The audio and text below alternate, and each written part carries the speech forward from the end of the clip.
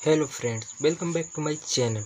आज हम 4 प्रकार के नोज को ड्रा करके सीखेंगे, क्योंकि फेस वैल्यू में नोज का अहम भूमिका होती है। थोड़ा सा भी चेंज होता है तो पूरा फेस बदल जाता है। इसलिए आज हम 4 टाइप के नोज को ड्रा करके सीखेंगे। तो लेट्स ड्रॉ।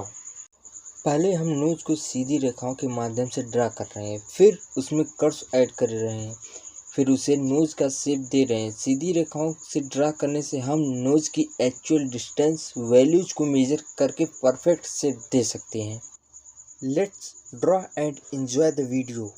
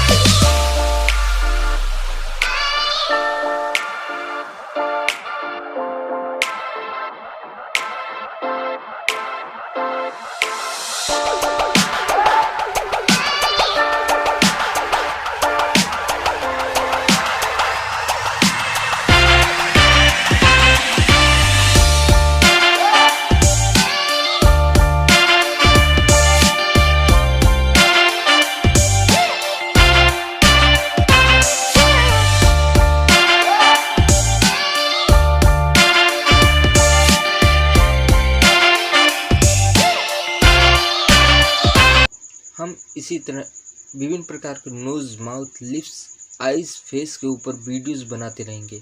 तब तक के लिए हमारे वीडियो को लाइक कीजिए, शेयर कीजिए, चैनल को सब्सक्राइब करना ना भूलिएगा। Thank you.